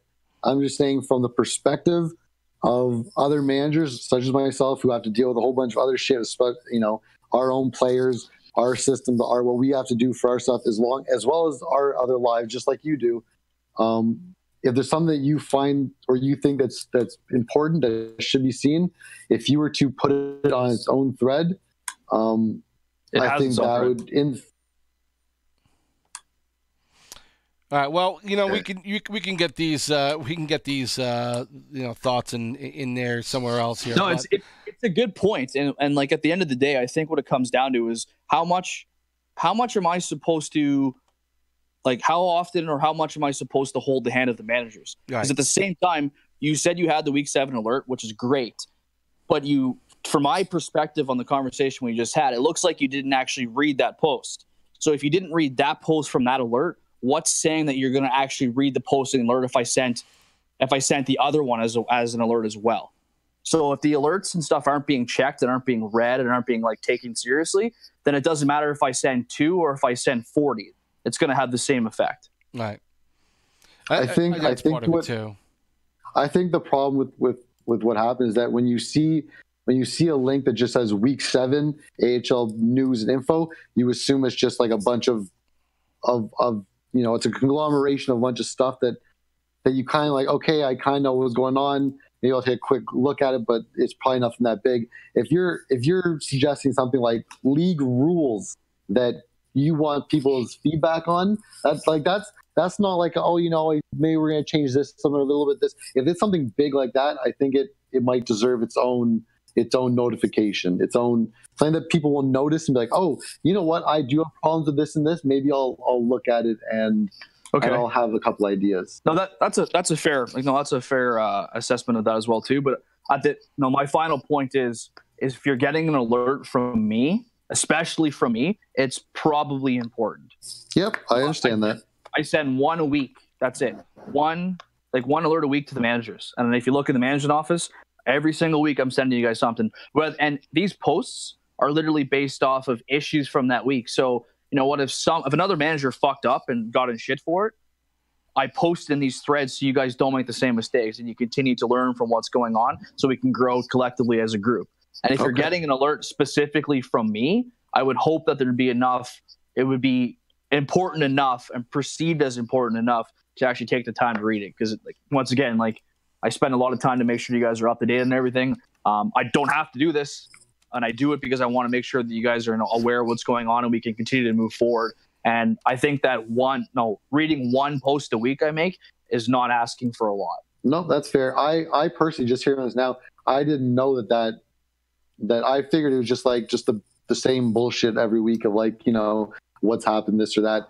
When you start talking about certain managers maybe got in trouble for this or these are the rules that we're looking at for this year or maybe for next year. That's something that I didn't really think you'd put in these type of just a Week 7 news and info kind of post. I always kind of thought that'd be more of a separate. It'd be like a separate almost note that we would get that kind of just specifically targets that. But now they know that it does encompass all of it. That is something I'll definitely look towards in the future when I see it to actually read it. Yeah, I don't want to spend so much time to send you guys 10 alerts a day, or 10 alerts a week, right? I want to just keep it specific to one thing. So, if you see something that comes up, it flashes, it came from me. Okay, I'll take the 5 minutes to read this. It's going to be important. And right. You made a valid point too that maybe a lot of guys that are new to this don't understand what the purpose of these threads are. So I think that one way we could fix that would be too is at the beginning of the season when all the managers are selected, I could put something out and fingers crossed it gets read. That hey, for the remainder of the season, this is what's expected and this is what's going to be posted weekly for your own well-being. Because as I look at these, the views have been decent. Week 4 had 64 views, week 2 had 43. Most of the views in these, 51 for week 6. These threads are actually getting viewed, which is good. I just think that we just really gotta. Is it a view or did you read it? That's kind of the biggest thing. There's a lot of things that are posted in there that are for your benefit. So I'm glad we kind of hashed that out. And I know that you also sometimes send a specific PM, a message to everyone. And those are the ones that I actually, to be honest, those are the ones I normally read more than these ones, because that's, in my mind, that just made it seem like it was more important of a topic. And coming as a person who's just in management this year, I used to get these kind of little notes from you guys in the past as a player, and I just ignored it because I didn't matter. I was just a player. So Gotcha, okay. I may have kept that same kind of mind frame a bit and just more pay attention to the private messages. So, gotcha. Yeah, I can do that too, because I can send them as all private messages rather than alerts anyway. So I have the ability to do both. I think that's actually more beneficial because I think people I know for a fact you'll get a way more notification than they do messages. Messages is mostly Discord we talk these days. So if you actually get a message, you go, oh, that's got to be from either a TC or it's got to be from someone important. Gotcha. Okay. So that might actually be more beneficial for the future if you want people to read things. No, that's a good point. All right, cool. All right, Brody, now that Advance has talked your freaking ear off, I'll let you go. Hey, I'm just trying to help out the league. Yeah, just shut up for a second. Thanks for coming on, Brody. I appreciate it. And we'll talk soon about the end of the season and what you guys got planned for next season. And yeah, man, like we always do. And it'd be nice to be able to sit down with you again, too, when shit's not so busy. So either during the playoffs, end of the playoffs, whatever you want to do, we can get down together. We can kind of hash out, the differences and things we want to change for the future. So. Gotcha. All right, Brody, cool. Thanks a lot. Best of luck, bud. No problem. Yeah, take care, guys. Good luck this week. See you later, Big Mac. Ciao. All right. Just again, going back to the original discussion about this deadline and what people are doing there. Of course, now the Shoutbox and LG has gone off. The typical people who like to instigate issues are instigating. And unfortunately, Dead Soul is in there talking about his Winnipeg team and what he's done with his group, and again, I feel bad for guys like Dead Soul who feel like they have to defend themselves to people. It's again, it's just a situation where folks will speculate because that's what the shout box is good for. It's good for speculation, shit throwing, and shit stirring. And there are a few guys in there, and you know who they are. We all know who they are, whose sole purpose is to shit stir in the shout box. And I don't see Painter in there. No, Painter actually has intelligent discussion going on there, and that usually scares everybody away because, let's face it, 90% of the league is not going to follow anything Painter's saying because it's way too highbrow. But unfortunately. Dead Soul is having to talk about these things. And, 4-H Pestilence, who is now cattywampus in the league, he of course, he's hitting me on Discord. He's hitting me in the shout box. He's hitting me on the YouTube channel. Talk about the season 4 Cleveland and Columbus thing. And I get that, but he has to understand that they're not going to remember everything that they said. What I'd like to know is, did they get a response that said exactly why they were banned? I know this league. I've been banned once because of having to leave before the season started because of work. But even though I gave them the reason, they still gave me an explanation back of everything that they did and why they did it. And you can always appeal it as well. You can always appeal it. And again, I have a hard time believing that people get banned in this league. And look, Pest, I love you, but you know why you were banned. You were given a reason. So please, I'd love to see what they wrote you. Don't tell me they didn't send you anything. That's bullshit. Everyone gets an explanation of why things happen to them in this league. So, come back with what exactly is. Don't just, give me a couple of your own words. I want to see what the league sent you, because send the screenshot, damn it. Because in there, you don't have to send me the screenshot. You can cut and paste the text, but at least tell me what happened. I don't want to hear a 1 or 2 word explanation. Give me the posting and show me what they said, because I guarantee you in there they're telling you why it happened. And and Brody said himself, look, I don't remember everything that went on 3 seasons ago, and every circumstance is a little bit different. I find it funny that Iowa has a problem with this because I wouldn't. I don't find that funny at all. It makes a lot of sense. Well, it makes a lot of sense because they're a team also who has not managed their own resources well. They're down to $500,000 in their cap, I think, or almost nothing. They need to make moves now, and they can't because they have no cap. They left themselves no room to wiggle, and so now they're trying to find a way to make up for something. And it was, the question is, Should you deal with what somebody else may or may not be doing, or should you just worry about your own team and make sure that you get that done right too? I think both these things are happening. It's a lot of, somebody is doing something and I can't do something and it's not fair, and you know what? The fucking world is that way. It's not going to be fair. It's not going to be fair for you all the way through it. If you think that's the way it's going to be, you're living an illusion. And speaking as a 52-year-old man, the one thing I know that's definite about life is you'll never have it all figured out, and it will never go your way completely. So learn from these things. Learn from what you're seeing happening. If you want to continue to be a manager in this league, understand why things are done. If you don't know, ask Brody, ask the Boggs, get an explanation, and don't stop asking until you get a good explanation that makes sense and that follows the rules and follows the intent of whatever they were trying to do. We didn't really get to talk to you guys about this, so I want to get, let's let Matty talk, because he's been quiet for about a half hour now. Let's give him a chance. I was good.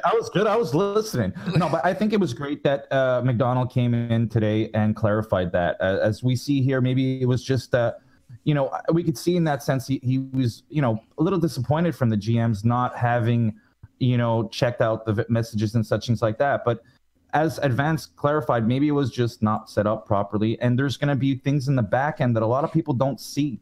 They don't, end up seeing those things right there happening. So now that it's clarified, I think it was great that he came on the show. We ended up clarifying everything in the end.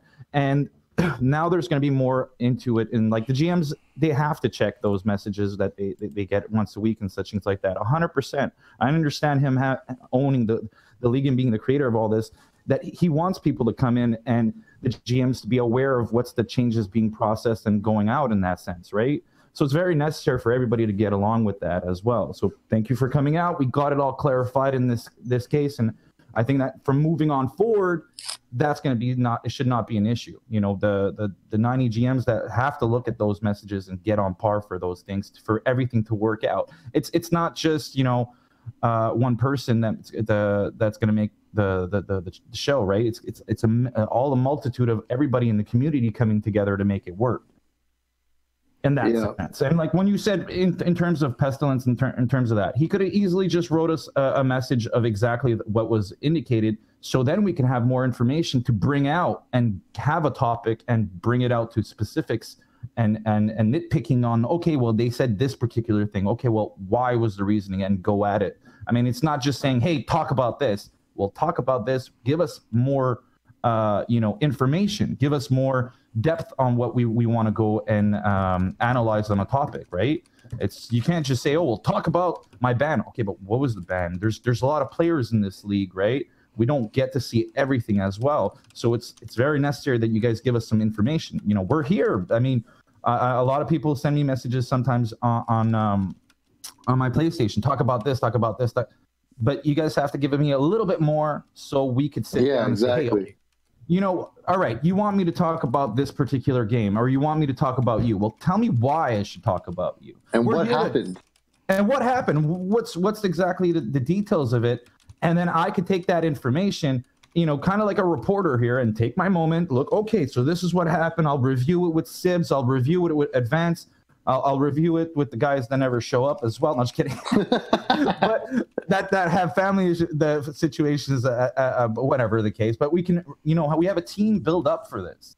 This is what we have. We have everything undergoing, but we have to utilize this. If we want this community to be up to par where we're trying to get it to go, we're going to need to come as a community and say, hey, we're all going to work this together. And yeah, it's going to be some topics sometimes that people are not going to like. But you know what? This is what we're here for. We're going to be talking about stuff that you don't want to hear, that they're going to get people butt hurt. But this is what we're here for. We're a media team. So sometimes it's going to be like good news, and sometimes it's going to be about bad news. But we're here to talk about the news of what's going on in the community. And the community has to come and help us, and fill that void. We could talk about stats all day long and talk about this, that, and I could talk about, me being traded a million times till Sunday, but I mean, the community has to give us a little bit too. We can't just imagine everything as well. That's my 2 cents. I don't know. But again, thank you again, McDonald, for coming out. clarifying that, I think Advance, you weren't aware about that. And I'm sure a lot of the GMs might have not have been as well. So now I think that was a great thing. He came in, indicating all this, that these type of situations have to be followed, and they have to. I mean, he's doing this for the team, for the community, and it's, he doesn't have to do this. He doesn't have to take his Sunday and come down on the show and sit down and talk and whatnot. Like he's already built up everything for the community.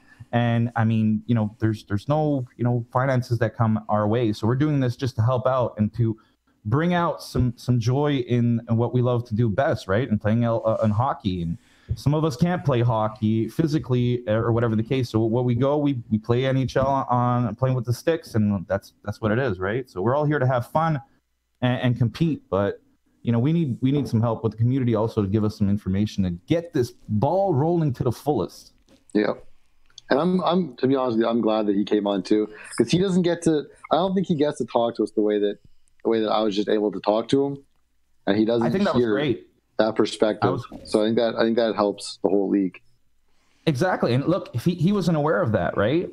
So if he's not aware of it, and nobody's aware of it, we need more communication in the league, and that there is some forms that they've processed, and like he was saying, he sent it out on Discord and such things like that. That's great.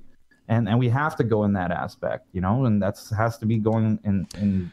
Well, look, there are improvements that you can make to any process, and I think, and I think that's what Advance was pointing out, and if that discussion with Brody is what that was about, and I can totally understand that.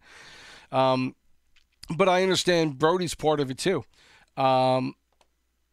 People have to also be proactive, and I think a lot of management people.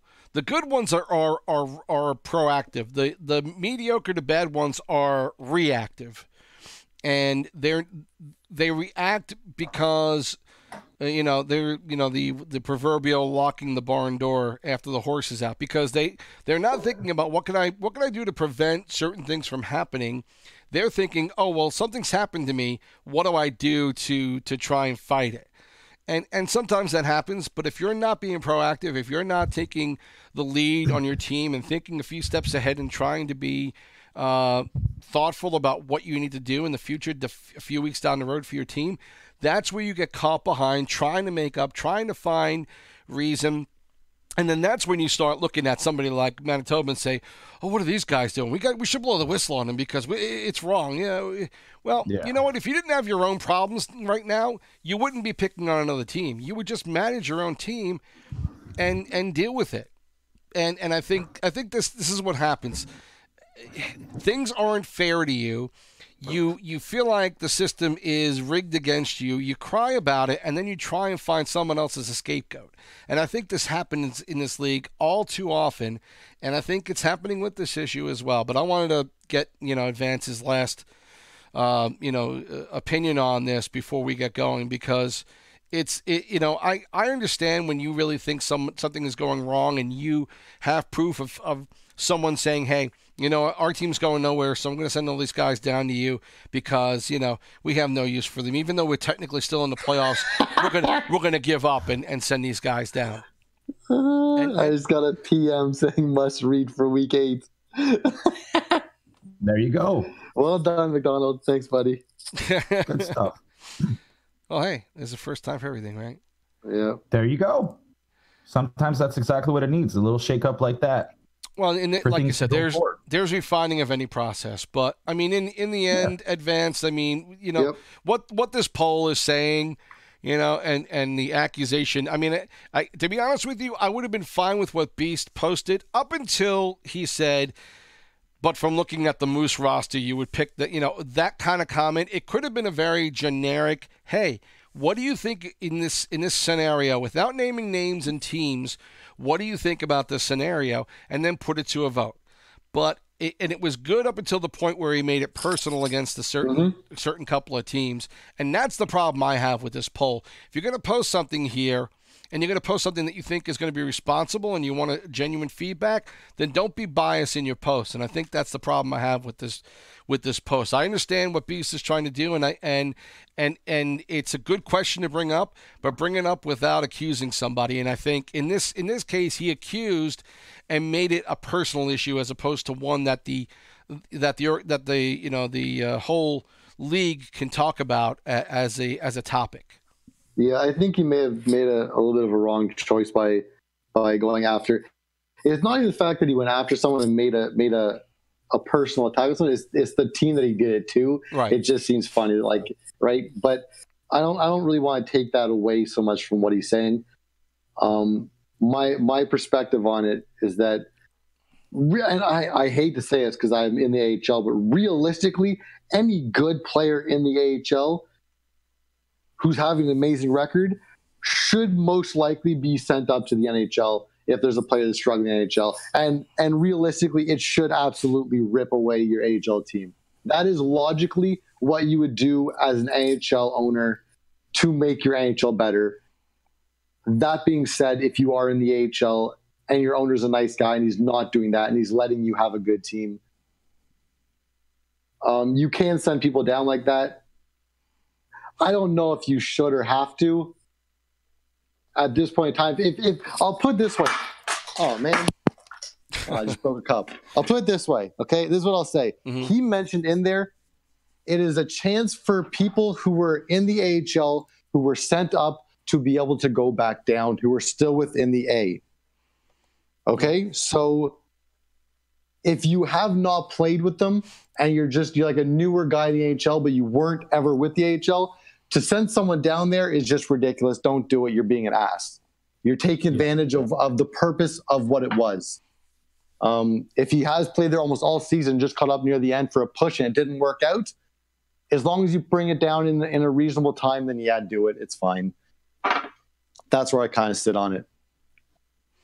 And if you're a shit team, trade all your good players, get some draft picks, and do what Pest did, and make yourself a great team for next year and actually win it. Because he did it, it worked, and as much as Pest is Pest, and I kind of laugh at him, but he's a nice guy. Yeah, he did a good job. Now I like Pest a lot too, and I always make that point. It's funny. I see that always talked about.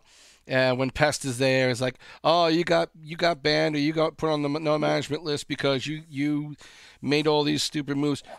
Columbus won the fucking cup the next year, and a lot of it was based on that. Not all of it, of course, but a lot of it was based on they had great draft picks to go with, and that helped them win the next year. So everybody forgets that part of what happened that season.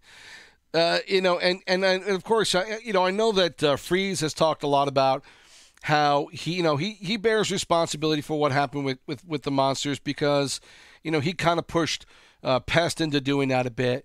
And he even admits that. He admitted it in the shout box just a little bit ago.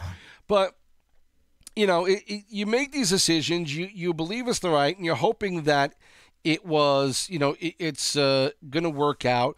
And you're hoping that you're doing it for the right reason and that the league isn't going to have a problem with it. And so, in the end, they put Pest on a no management list. They didn't ban him.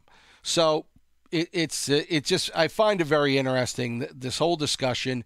And everyone looks back at season 4 and says, yeah, Columbus tanked and Cleveland choked and all that stuff.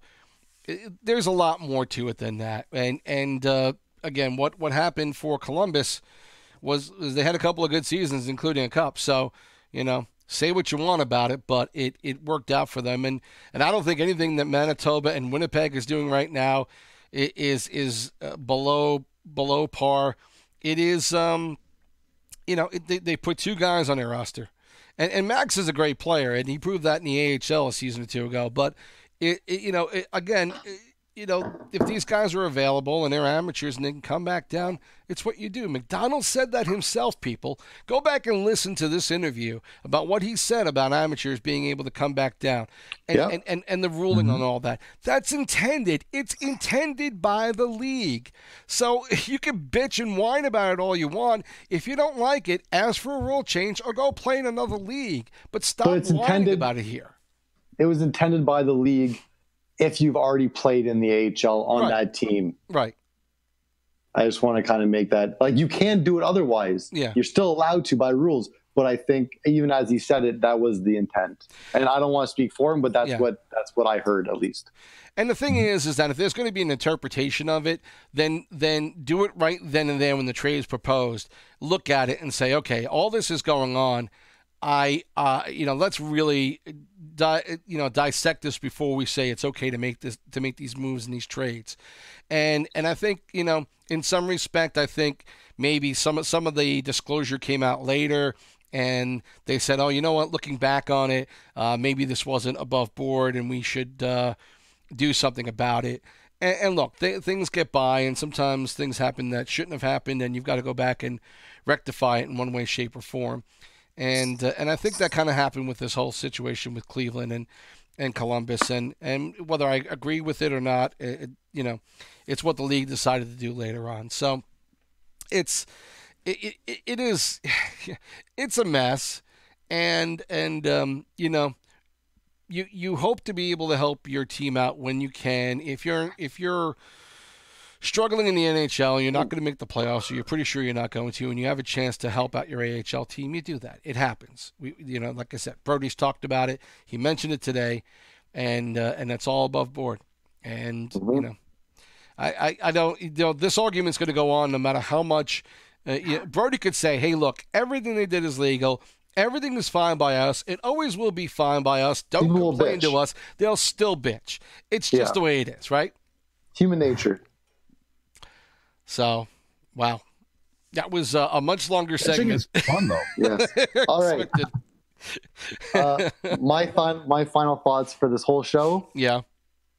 If you are a person who somehow can have an effect on the next game of NHL, what are those people called? The testers or the I forget, they actually have a name, but the NHL talks to certain players who and like test it out. If you're one of those people, for fuck's sake, listen to this and just make the actual game better. Stop making stupid other game styles. We don't need more deeks, even though they're fun. We don't care if you can chew on a stupid mouth guard. Make the game better. Please, for God's sakes. That's all I want. Because right now, I'm probably, and it's still EA, so you're still making my money, but I'm probably going to buy just FIFA next year, and I hate FIFA. And I don't even know if I'm going to buy NHL next year, because you're killing me here, man. You're killing me. I think killing me, Smalls. Everybody gets frustrated, but I think eventually you're going to buy the game. You know you will. If it's like $20 later on, maybe. Well, God damn it, man. Make the game better. They definitely have to step it up when you think about it, because I just want the game simple. Like you said, the deeks and stuff, it's all great, but I mean, I use a power forward, so the power forward can't do most of the deeks anyways. So especially this season, in 17 they could do it. 18 now they managed to twerk it, so it's not as up to par. And so it's I understand it and I get the reasoning for it. So to me, I just adapt to it. But like you said, like the seamless pickup, that's BS. There's all kinds of penalties that I see that my stick is like 5 miles from the player, and he still gets tripped up and flies to the floor on the ice. And I'm like, really? Like, how is that? It doesn't make physical any sense. And it's like, maybe there's an issue in the game, or I don't know what they have to do to fix it. I'm not a programmer. I don't care. I'm a user. I'm not one of the creator, but I mean, they have to fix that out. And do they have to get more staff or more people working on the game? I don't know. I think what NHL is doing, in a sense, they're putting all that in HUT money, right? I hate HUT. Makes money. HUT makes money. I remember having it in 14, and HUT used to be fun. Like, it was fun. I used to actually collect the players and such things like that, and go get every player once and build a team, go into the CHL team, AHL teams, build those teams, get those the points there, the epochs, get the epochs, and then go bid for players and stuff like that. They've changed all that now. You get packs that you can't sell back. Like, really? Why would I collect all these cards? To me, when they did that, it was joy. It felt like being a kid again. I'm collecting cards to build a set. Yeah, exactly. And they changed all that. And I said, you know what? I'm done with HUT. I put a big bar on it. I'm saying I'm not going to spend more. I pay already, for the game. I was actually lucky this year. I had a friend of mine get me the game. But shout out to King. Thank you very much. But, I'm saying? Like, it is what it is. Like, I would not do the HUT anymore. Yeah, just make it better. And just make the game better. And one last thing. Just make it stable at 17. One last thing about all this stuff? Yeah, one last thing about the game, the deflections, goalies have no chance on like the easiest of deflections that are slow rolling. Yeah. So and 17 was amazing for the deflections. The deflection would the shot from the point would actually deviate off a stick and go into the net. Now it actually just stops right in front of the net. Like, are you serious? Or rolls slowly into the net, and the goalie's like watching it, and just nothing can happen. Just figure it out, boys. The physical aspect doesn't work anymore. We deserve better. We're loyal fans. We do definitely deserve better.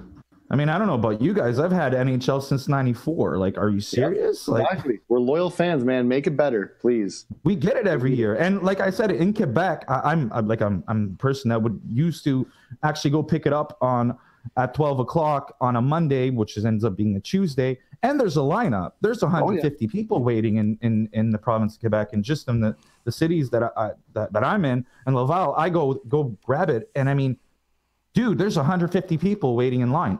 So it's not like you're not having some sales here. I can't say that you're not having sales. It's impossible. Mm-hmm. So right off the bat, the games they're pre-ordered. They're ready to go. So I mean, maybe it doesn't have as much sales as like FIFA and other games, and that's why they have to limit themselves. But I still find make the game better. Come on. Until if they don't do that, I'm almost thinking in a sense like maybe Ubisoft should make a game.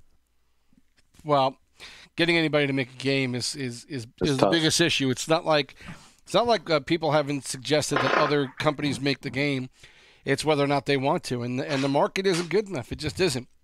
We're all big fans of it, and we know hundreds. Even thousands, a couple of thousands, hundreds of thousands. But it's not enough. It just isn't enough compared to all the other sports. In the end, it's got to have return on investment, whether it's worth it to the league or not, to the company or not to do that, is what drives business. Absolutely. Us loving it isn't enough. It just isn't. There has to be a couple million more love it. That. So that's the reality of it. It sucks, agree with that. And I wish it was competition, guys, but unless there's a return on investment to be made, they're not going to do it. Another company is not going to do it. Yeah, that's why I say don't. Like, I'm not saying change the whole game. I'm saying stop putting effort in the things that don't matter and put effort in the things that do matter. No one cares about a chewing mouth guard. No one cares about skate guards. Let's hope. Come on. Let's hope that with the discussion from the NHL about doing a competitive league and trying to build that up and trying to make that happen. Let's hope that is a message to EA to say, okay, a real league, the real NHL wants to have a competitive league. Well, how do we make our game better so that it is more competitive, so that a competitive league can happen without 50 different glitches that are so obvious that it detracts from the game being played well? I'm hoping that's a message to EA to do something about it. I will give you the first one for free. I'll give you the first strategy for free in order to get to that point.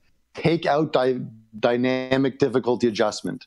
Just take it out, because we play the game anyway. Right. We're still going to play it. People aren't going to stop playing it if we're losing or winning. We still enjoy it. Take that out.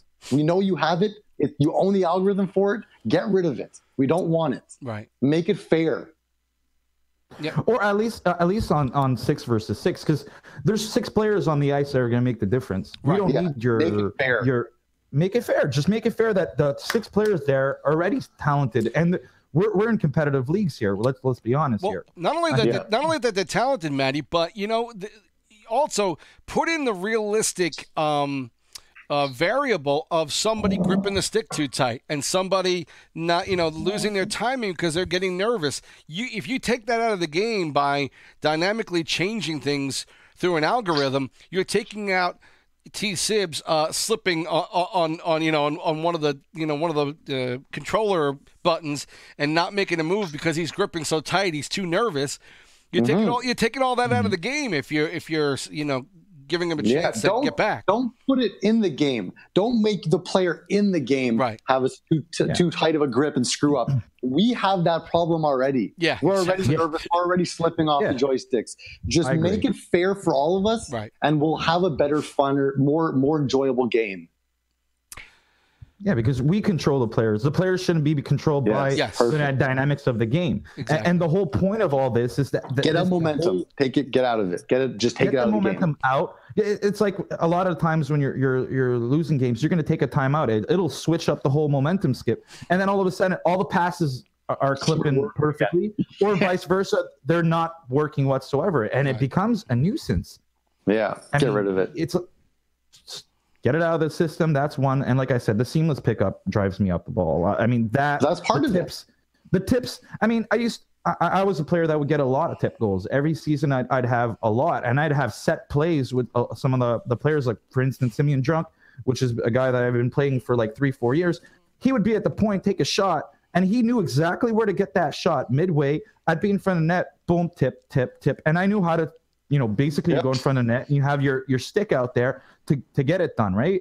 And it was just like click, click, click. But now I can't do that anymore. Yeah, so that was my final thought, Sibs. Yep. All right. That's we almost up to 2 hours here, awfully close to it, but a lot of good discussion. Probably a lot of pissed off people along the way, but it is what it is. And part of the show. Yeah, part of the show. It is all part of the show. We hope you folks have enjoyed it. We've got